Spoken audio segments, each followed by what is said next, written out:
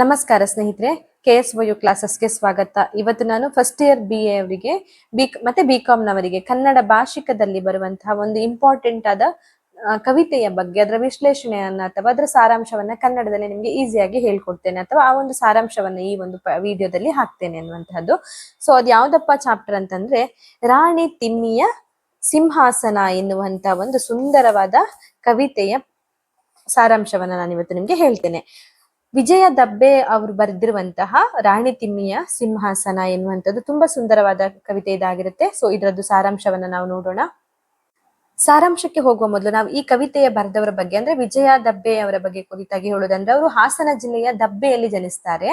ಹಾಗೆ ಈ ಒಂದು ಕವಿತೆಯ ವಸ್ತುವನ್ನ ನಾವು ಹೇಳೋದಾದ್ರೆ, ಒಂದು ಪುರುಷ ಪ್ರಧಾನ ಕುಟುಂಬ ವ್ಯವಸ್ಥೆಯಲ್ಲಿ ಹೆಣ್ಣಿನ ಆಸೆಗಳು ಕನಸುಗಳು ಭಗ್ನವಾಗಿ ಹೋಗುವಂತಹ ಒಂದು ಸತ್ಯವನ್ನ ಅನಾವರಣಗೊಳಿಸುತ್ತಾ ಆ ಮೂಲಕ ಇಂತಹ ಕೌಟುಂಬಿಕ ವ್ಯವಸ್ಥೆ ಇರುವಾಗ ಸ್ತ್ರೀ ಪರವಾದ ಹೋರಾಟಗಳು, ಪ್ರಗತಿ, ಸಮಾನತೆ, ಪರಿಣತಿ ಎಂಬ ಮಾತುಗಳ ಅರ್ಥಹೀನತೆಯನ್ನ ಎತ್ತಿ ಹಿಡಿಯುವಂತಹ ಆಶಯವನ್ನ ಹೊಂದಿದೆ. ಅಂದ್ರೆ ಪುರುಷ ಪ್ರಧಾನ ಜೀವನ ಪರಿಸ್ಥಿತಿ ಇರುವಂತಹ ಸಂದರ್ಭದಲ್ಲಿ ಸ್ತ್ರೀ ಪರವಾಗಿ ನಾವು ಹೋರಾಡ್ತೇವೆ, ಪ್ರಗತಿಯನ್ನ ಸಾಧಿಸ್ತೇವೆ, ಸ್ತ್ರೀ ಪುರುಷರು ಸಮಾನರು ಎನ್ನುವಂತ ಅನೇಕ ಅಂಶಗಳು ಬರ್ತಾವಲ್ವಾ, ಅರ್ಥಹೀನ ಮಾತುಗಳು, ಅವೆಲ್ಲವುಗಳನ್ನ ಎತ್ತಿ ಹಿಡಿಯುವಂತ ಒಂದು ಆಶಯವನ್ನ ಈ ಕವಿತೆ ಹೊಂದಿರುತ್ತೆ ಎನ್ನುವುದನ್ನ ನಾವು ನೋಡಬಹುದಾಗಿದೆ.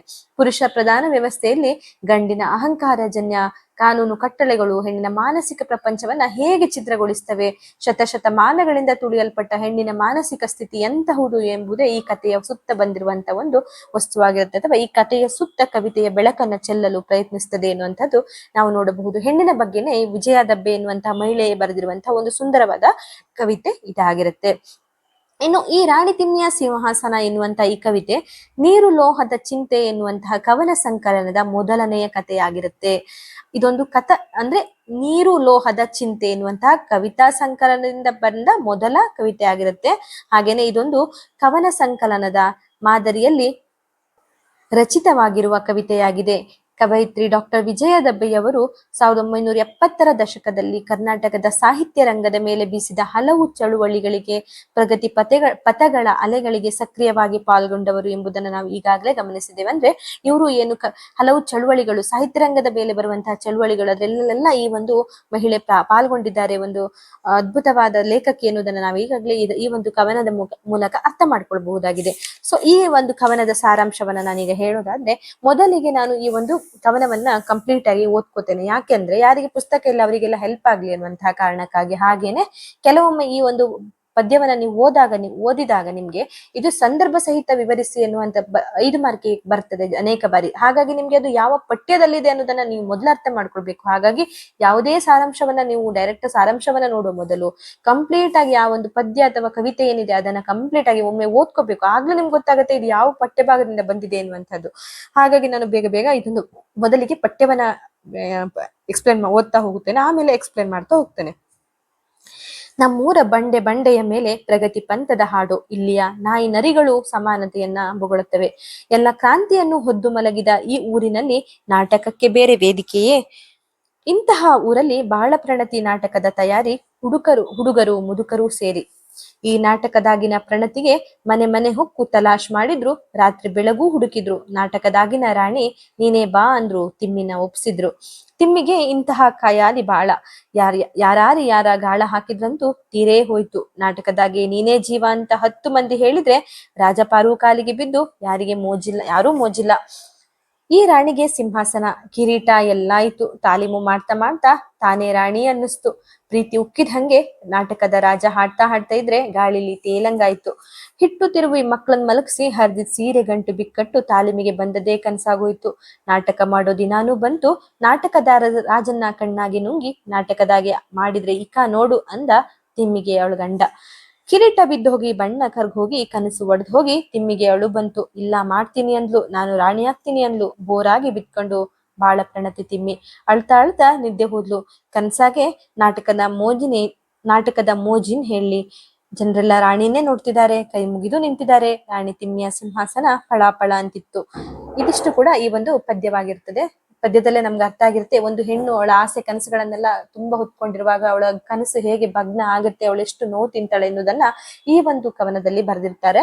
ಸೊ ನಾನು ಈ ಒಂದು ಕವನದ ಸಾರಾಂಶವನ್ನ ನಿಮ್ಗೆ ಈಗ ಹೇಳೋದಾದ್ರೆ, ನಮ್ಮೂರ ಬಂಡೆಯ ಮೇಲೆ ಪ್ರಗತಿ ಪಂಥದ ಹಾಡು. ಇಲ್ಲಿಯ ನಾಯಿ ನರಿಗಳು ಸಮಾನತೆಯನ್ನ ಬೊಗಳುತ್ತವೆ. ಅಂದ್ರೆ ಪ್ರಗತಿ ಪ್ರಗತಿ ಅಂತ ಎಲ್ರು ಹೇಳ್ತವೆ. ಅಂದ್ರೆ ಎಷ್ಟು ಅವ್ರು ವ್ಯಂಗ್ಯವಾಗಿ ವಿಡಂಬನಾತ್ಮಕವಾಗಿ ಹೇಳ್ತಾರೆ ಅಂದ್ರೆ ಎಲ್ರು ಪ್ರಗತಿ ನಾವು ಇಂತ ಬೆಳಿತಾ ಹೋಗ್ಬೇಕು, ನಾವು ಬದಲಾಗ್ಬೇಕು, ಸಮಾಜ ಬದಲಾಗಿದೆ, ಅಥವಾ ಅದೇ ತರ ಸಮಾನತೆ ಬೇಕು, ಹೆಣ್ಣು ಗಂಡುಗಳು ಎಲ್ಲ ಗಂಡಸರು ಎಲ್ಲ ಒಂದೇ, ಸಮಾನತೆ ಇದೆ ಸ್ತ್ರೀ ಪುರುಷರಲ್ಲಿ ಅನ್ನೋದನ್ನ ಎಲ್ಲರೂ ಹೇಳ್ತಾರೆ. ರಾಜಕಾರಣಿಗಳು, ಜನರು, ದೊಡ್ಡ ದೊಡ್ಡ ಮೇಧಾವಿಗಳೆಲ್ಲರೂ ಹೇಳ್ತಾ ಇದ್ದಾರೆ.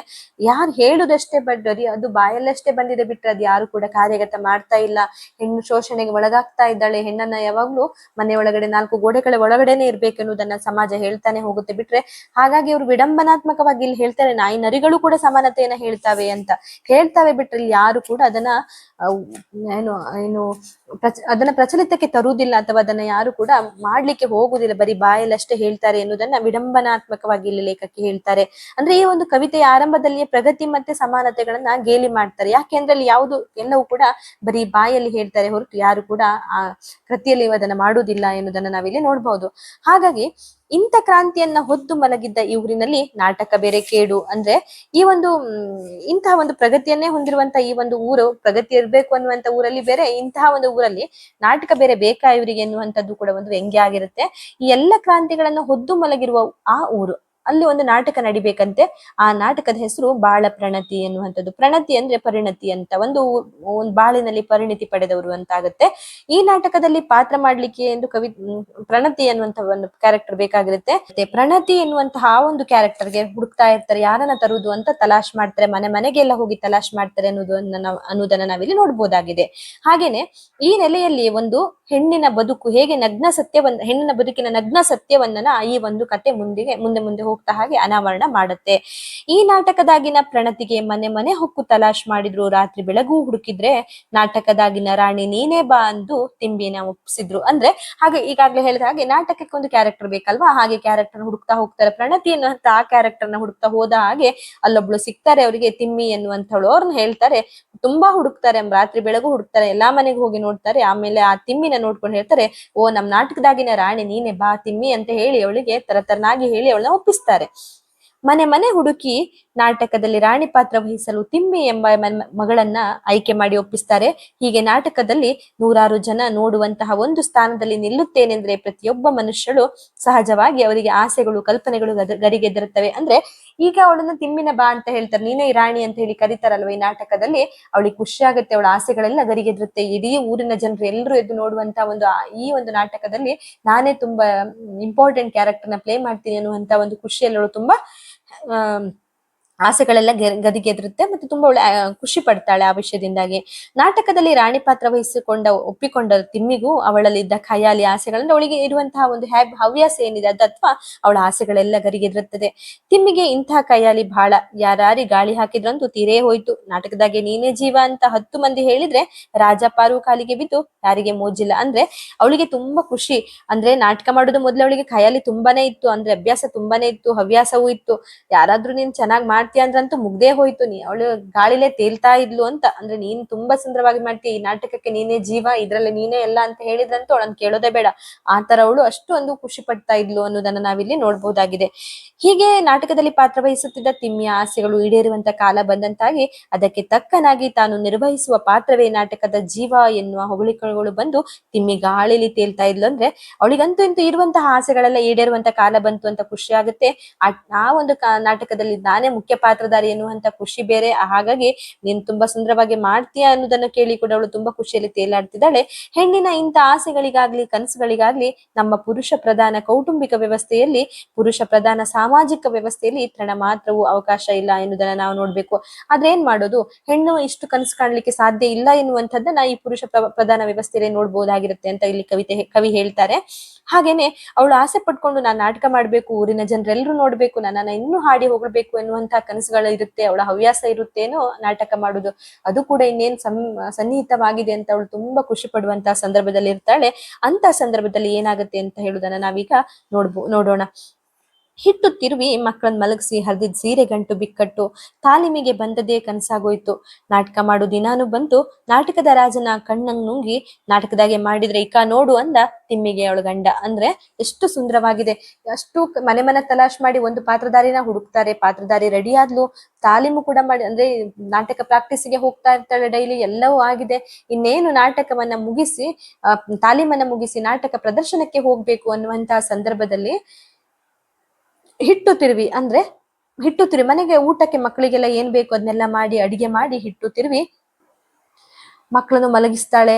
ಹರಿದಿದ ಸೀರೆ ಗಂಟು ಬಿಕ್ಕಟ್ಟು ಅಂದ್ರೆ ಒಂದು ಏನೋ ಇರೋದ್ರಲ್ಲೇ ಒಂದು ಸುಂದರವಾಗಿರುವಂತಹ ಹರಿದಿರೋ ಸೀರೆನೇ ಆದ್ರೂ ಅದನ್ನ ಮುಚ್ಕೊಂಡು ಏನೋ ಮಾಡ್ಕೊಂಡು ತಾಳ್ನಿಮಿಗೆ ಅಂತ ಬಂದದೆಲ್ಲ ಕನ್ಸಾಗೋಯ್ತಲ್ಲ ಅಂತ ಬೇಜಾರಾಗ್ತಾಳೆ. ಯಾಕಂದ್ರೆ ಅವಳ ಗಂಡ ಹೇಳ್ತಾಳೆ, ನಾಟಕ ಮಾಡೋ ದಿನ ಬಂದಿರುತ್ತೆ, ಗಂಡ ಹೇಳ್ತಾನೆ, ನೋಡು ನಾಟಕದಲ್ಲಿ ಒಬ್ಬ ರಾಜ ಇದ್ದಾನೆ, ಅವನನ್ನೆಲ್ಲ ನೋಡ್ತೀಯ ನೀನು, ಈ ನಾಟಕ ಮಾಡಿದ್ರೆ ನೋಡ್ ನೀನು ಅಂತ ಹೇಳ್ತಾರೆ. ಅಂದ್ರೆ ಒಂದು ಪುರುಷ ಪ್ರಧಾನ ಸಮಾಜ ಅಲ್ವಾ, ತನ್ನ ಹೆಂಡತಿ ಬೇರೆ ಯಾರನ್ನ ನೋಡ್ಬಾರ್ದು ಅಥವಾ ತುಂಬಾ ಅನುಮಾನಗಳು ತುಂಬಾ ಹಿಂದಿನ ಕಾಲದಲ್ಲಿ ಜಾಸ್ತಿ ಇತ್ತು ಅಂತ ಅನ್ನೋದನ್ನ ನಾವು ನೋಡಿರ್ತೇವೆ.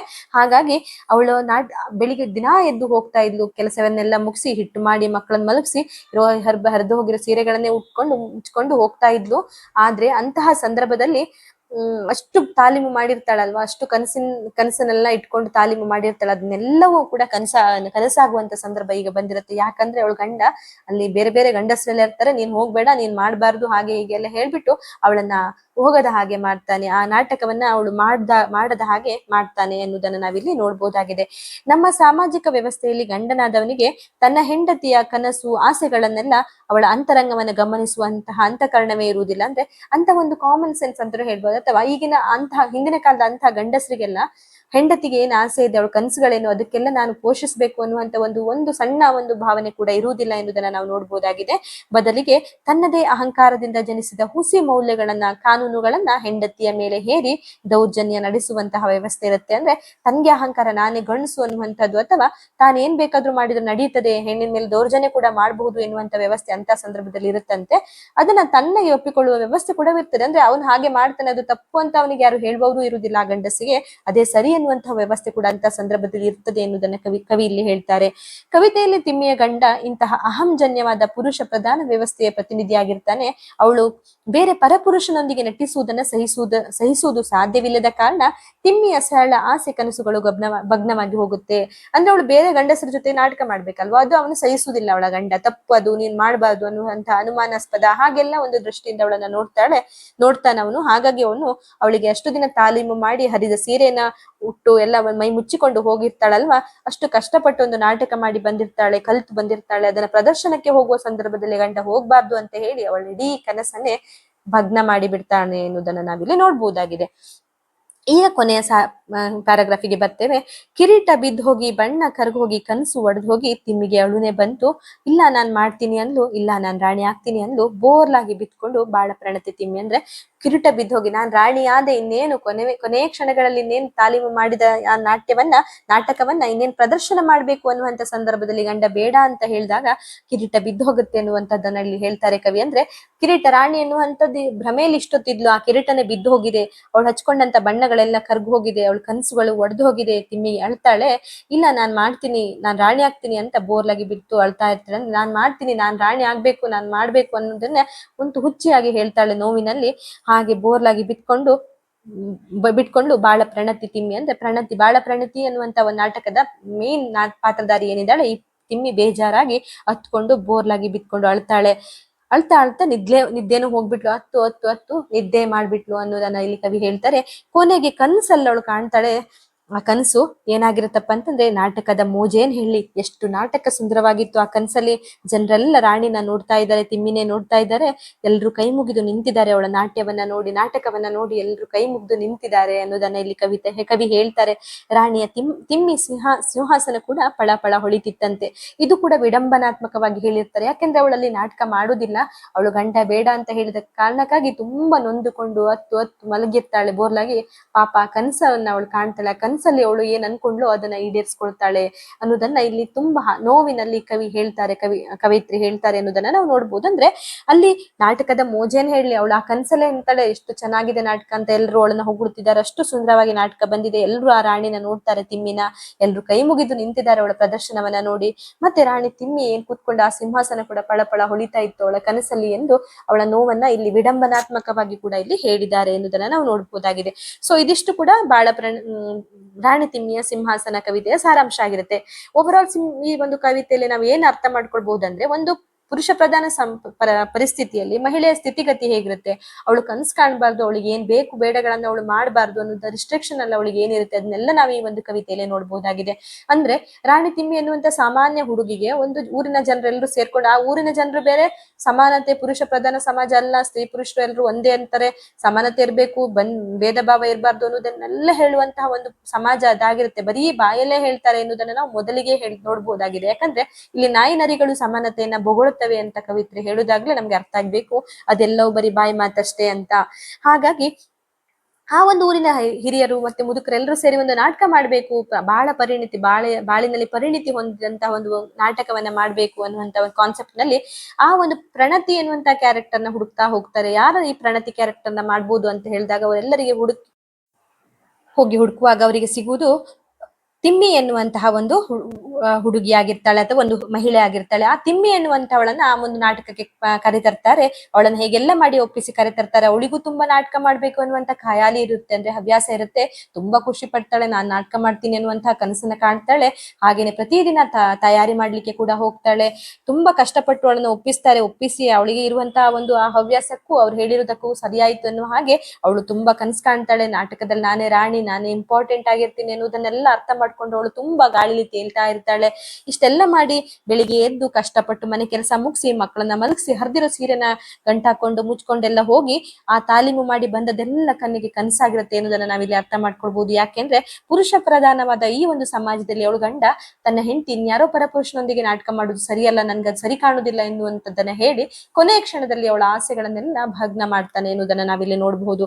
ಕೊನೆಯಲ್ಲಿ ಅವಳು ಎಷ್ಟು ನೊಂದ್ಕೊಳ್ತಾಳೆ ಅಂದ್ರೆ ವಿಡಂಬನಾತ್ಮಕವಾಗಿ ಇಲ್ಲಿ ಕವಿತ್ರಿ ಹೇಳ್ತಾರೆ, ಕಿರೀಟ ಬಿದ್ದು ಹೋಗುತ್ತೆ ಅಂತ. ರಾಣಿ ಎನ್ನುವಂತ ಕನಸು ಭ್ರಮೆಯಲ್ಲಿ ಏನಿರ್ತಾಳೆ ಆ ಕಿರೀಟವೇ ಬಿದ್ದು ಹೋಗಿರುತ್ತೆ, ಬಣ್ಣ ಎಲ್ಲ ಹೋಗಿರುತ್ತೆ. ಅಂದ್ರೆ ಬಣ್ಣ ಅವಳೇನು ನಾಟಕಕ್ಕೆ ರಾಣಿಯಾಗಿ ಇರುವಂತಹ ನಾಟಕವನ್ನ ಮಾಡ್ಬೇಕಂತ ಬಣ್ಣ ಹಚ್ತಾಳಲ್ಲ, ಆ ಬಣ್ಣವು ಬಿದ್ದು ಹೋಗಿರುತ್ತೆ ಅನ್ನೋದನ್ನ ಇಲ್ಲಿ ಹೇಳ್ತಾರೆ ಇಲ್ಲಿ ಕವಯಿತ್ರಿ. ಹಾಗೇನೆ ಅವಳ ಕನಸುಗಳು ಒಡೆದು ಹೋಗಿ ಅವಳಿಗೆ ಅಳು ಬರುತ್ತೆ, ಹೋಗಿ ಬೋರ್ಲಾಗಿ ಮಲ್ಕೊಂಡ್ ಬಿಡ್ತಾಳೆ ಬೆಡ್ ಮೇಲೆ. ಮಲ್ಕೊಂಡು ಹತ್ತು ಅವಳಿಗೆ ನಿದ್ದೆ ಬರುತ್ತೆ. ಆದ್ರೆ ಆ ನಿದ್ದೆಯಲ್ಲಿ ಅವಳೊಂದು ಕನಸು ಕಾಣ್ತಾಳೆ. ಕನಸಲ್ಲೇ ಅವಳ ಆಸೆಗಳನ್ನ ಈಡೇರಿಸ್ಕೊಳ್ತಾಳೆ ಅನ್ನೋದನ್ನ ನೋಡಬಹುದು. ಅದು ಒಂದು ವಿಡಂಬನಾತ್ಮಕವಾಗಿ ಪುರುಷ ಪ್ರಧಾನ ವ್ಯವಸ್ಥೆಯನ್ನ ಒಂದು ಚುಚ್ಚಿದ ಹಾಗೆ ಒಂದು ಲೈನ್ ಅನ್ನ ಬರೀತಾರೆ. ಅಂದ್ರೆ ಅಲ್ಲಿ ಅವ್ರು ಹೇಳ್ತಾರೆ, ನಾಟಕದ ಮೋಜೇನ್ ಹೇಳಿ, ಅಂದ್ರೆ ನಾಟಕ ಎಷ್ಟು ಚೆನ್ನಾಗಿತ್ತು, ಅವಳಿಗೆ ಕನಸಲ್ಲೇನೆ ಎಲ್ಲರೂ ಆ ರಾಣಿನೇ ನೋಡ್ತಾ ಇದ್ದಾರೆ, ಕೈ ಮುಗ್ದು ನಿಂತಿದ್ದಾರೆ, ರಾಣಿ ತಿಮ್ಮಿ ಸಿಂಹಾಸನ ಪಳಪಳ ಹೊಳಿತಾ ಇತ್ತು ಎನ್ನುವುದರಲ್ಲೇ ನಾವು ಅರ್ಥ ಮಾಡ್ಕೋಬೇಕು. ಪಾಪ ಮುಗ್ಧ ಹೆಣ್ಣು ಮಗಳ ಆಸೆಗಳೆಲ್ಲ ಹೇಗೆ ಭಗ್ನ ಹೋಯ್ತು ಅಥವಾ ಒಡೆದು ಹೋಗಿರುತ್ತೆ. ಈ ಪುರುಷ ಪ್ರಧಾನ ವ್ಯವಸ್ಥೆ ಎನ್ನುವುದು ಅವಳ ಆಸೆಗಳನ್ನೆಲ್ಲ ಹೇಗೆ ತಣ್ಣೀರ್ ಹಾಕಿ ಬಿಡ್ತು ಆ ಆಸೆಗಳ ಮೇಲೆ ಎನ್ನುವುದನ್ನ ನಾವಿಲ್ಲಿ ಅರ್ಥ ಮಾಡ್ಕೊಳ್ಬಹುದು. ಇಂಥ ವ್ಯವಸ್ಥೆ ಹಿಂದಿನ ಕಾಲದಲ್ಲಿ ಯಾವಾಗ್ಲೂ ನಡೀತಾ ಇತ್ತು. ಪುರುಷ ಪ್ರಧಾನ ವ್ಯವಸ್ಥೆಯಲ್ಲಿ ಹೆಣ್ಗಳಿಗೆ ಆಸೆ ಕನಸುಗಳನ್ನೆಲ್ಲ ಕಟ್ಟಿ ಕೂತ್ಕೊಳ್ಬೇಕಿತ್ತು, ಯಾವುದನ್ನು ಕೂಡ ಮಾಡ್ಲಿಕ್ಕೆ ಪರಿಸ್ಥಿತಿ ಬಿಡ್ತಾ ಇರ್ಲಿಲ್ಲ ಎನ್ನುವುದನ್ನ ನಾವೆಲ್ಲ ಅರ್ಥ ಮಾಡ್ಕೊಳ್ತೇವೆ. ಅಂತಹ ಒಂದು ವ್ಯವಸ್ಥೆಯನ್ನ ಒಂದು ಕವಿತೆಯ ಮೂಲಕ ನಮ್ಮ ಕವಯಿತ್ರಿ ತುಂಬಾ ಸುಂದರವಾಗಿ ಸುಂದರವಾಗಿ ತುಂಬಾ ವಿಡಂಬನಾತ್ಮಕವಾಗಿ ಇದನ್ನ ಹೇಳಿದ್ದಾರೆ ಎನ್ನುವುದನ್ನ ನಾವಿಲ್ಲಿ ಈ ಒಂದು ಕವಿತೆಯ ಮುಖಾಂತರ ನೋಡಬಹುದು. ಹಾಗಾಗಿ ಈ ಒಂದು ಪಠ್ಯದ ಭಾಗ ಎಕ್ಸಾಮ್ಗೆ ಬಂದಾಗ ನೀವು ಈ ಒಂದು ಕಥೆಯನ್ನ ಎಕ್ಸ್ಪ್ಲೇನ್ ಮಾಡ್ತಾ ಹೋಗ್ಬೋದು. ಏನ್ ಕ್ವಶನ್ ಕೇಳಿದ್ರೆ ಅದ್ರ ಪುರುಷ ಪ್ರಧಾನ ವ್ಯವಸ್ಥೆ ಹೇಗಿತ್ತು, ರಾಣಿ ತಿಮ್ಮಿಯ ಸಿಂಹಾಸನದ ಅಂದ್ರೆ ಯಾವ ತರ ಕ್ವಶನ್ಸ್ ನೆಲ್ಲ ಕೇಳ್ಬೋದು ಅಂದ್ರೆ, ಹೆಣ್ಣಿನ ಬದುಕಿನ ನಗ್ನ ಸತ್ಯವೊಂದನ್ನ ರಾಣಿ ತಿಮ್ಮಿಯ ಸಿಂಹಾಸನದಲ್ಲಿ ಹೇಗೆ ಅನಾವರಣಗೊಳಿಸ್ತಾರೆ, ಅಥವಾ ರಾಣಿ ತಿಮ್ಮಿಯ ಸಿಂಹಾಸನದಲ್ಲಿ ಸ್ತ್ರೀಪರ ಸಮಸ್ಯೆಗಳನ್ನ ಹೇಗೆ ಬರ್ದಿದ್ದಾರೆ ಕವಿ ಅಂತ ಕೇಳಿದ್ರೆ ನೀವು ಬರಿಬಹುದು. ಅಂದ್ರೆ ಒಂದು ಹೆಣ್ಣಿನ ಪರಿಸ್ಥಿತಿ ಹೇಗಿತ್ತು ಅದೆಲ್ಲವನ್ನ ನೀವು ನಿಮ್ಮದೇ ವಾಕ್ಯಗಳನ್ನ ಸೇರಿಸಿ ಕೂಡ ಬರಿಬಹುದು. ಯಾಕಂದ್ರೆ ಪುರುಷ ಪ್ರಧಾನ ವ್ಯವಸ್ಥೆ ಬಗ್ಗೆ ಬರಿಬಹುದು, ಹೆಣ್ಣಿನ ಆಸೆಗಳ ಬಗ್ಗೆ ಬರಿಬಹುದು, ಹೆಣ್ಣಿನ ಕನಸು ಒಡೆದು ಹೋದಾಗ ಹೇಗೆ ಅವಳು ರಿಯಾಕ್ಟ್ ಮಾಡ್ತಾಳೆ ಅನ್ನೋದನ್ನ ನೀವು ಬರಿಬಹುದು. ಅದೆಲ್ಲವನ್ನ ವ್ಯವಸ್ಥೆ ಈ ಒಂದು ಕವಿತೆಯನ್ನ ತೆಗೆದುಕೊಂಡು ನಿಮ್ಗೆ ಅದನ್ನ ಎಕ್ಸ್ಟ್ರಾ ಕೂಡ ನೀವು ಬರೀತಾ ಹೋಗ್ಬೋದು. ತುಂಬಾ ಸುಂದರವಾದ ಒಂದು ಕವಿತೆ, ಹಾಗೆ ತುಂಬಾ ನಮ್ಮದೇ ವಾಕ್ಯಗಳಲ್ಲಿ ಬರೀಲಿಕ್ಕೆ ಸಾಧ್ಯವಾಗುವಂತಹ ಒಂದು ಕವಿತೆ ಇದಾಗಿರುತ್ತೆ. ಮತ್ತೆ ಇದು ತುಂಬಾ ಅನೇಕ ಬಾರಿ ಸಂದರ್ಭ ಸಹಿತ ವಿವರಿಸಿ ಅನ್ನೋದಕ್ಕೆ ಕೂಡ ಒಂದೊಂದು ಪ್ಯಾರಾಗ್ರಾಫ್ ಕೊಟ್ಟು ಅದನ್ನ ಬರೀರಿ ಅಂತ ಹೇಳಿದಾಗ ಅದರ ಹಿಂದೆ ವಿಷಯ ಏನಾಗಿರುತ್ತೆ ಮತ್ತೆ ಮುಂದೆ ಏನಾಗ್ಬೋದು ಅದನ್ನೆಲ್ಲ ತಗೊಂಡು ಸಂದರ್ಭ ಸಹಿತವನ್ನಾಗಿ ನೀವು ವಿವರಿಸಬೇಕಾಗುತ್ತೆ ಸ್ನೇಹಿತರೆ. ಸೊ ಈ ವಿಡಿಯೋ ನಿಮ್ಗೆ ಇಷ್ಟ ಆದಲ್ಲಿ ದಯವಿಟ್ಟು ನನಗೆ ಕಮೆಂಟ್ ಮೂಲಕ ತಿಳಿಸಿ. ಹಾಗೇನೆ ಯಾರೆಲ್ಲ ನನ್ನ ವಿಡಿಯೋನ ನೋಡ್ತಾ ಇದ್ರೆ ದಯವಿಟ್ಟು ಸಬ್ಸ್ಕ್ರೈಬ್ ಮಾಡ್ಕೊಂಡು ನೋಡಿ ಅಂತ ಹೇಳ್ತೀನಿ. ಹಾಗೆ ನಿಮ್ಮ ಸ್ನೇಹಿತರು ಯಾರಾದ್ರೂ ಇದ್ದರೆ ದಯವಿಟ್ಟು ಅವರಿಗೆ ಕೂಡ ಶೇರ್ ಮಾಡಿ ಅಂತ ಹೇಳ್ತಾ ಈ ವಿಡಿಯೋನ ಇಲ್ಲಿಗೆ ಮುಗಿಸ್ತಾ ಇದ್ದೀನಿ. ಧನ್ಯವಾದಗಳು ಸ್ನೇಹಿತರೆ.